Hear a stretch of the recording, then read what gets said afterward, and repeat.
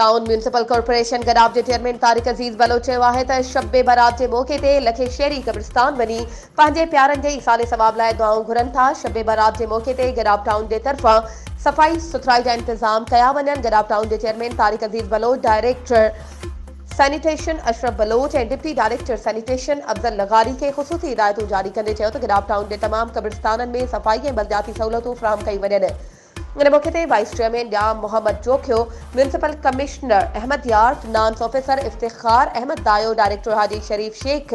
in charge anti encroachment cell Sohail Yar Khan,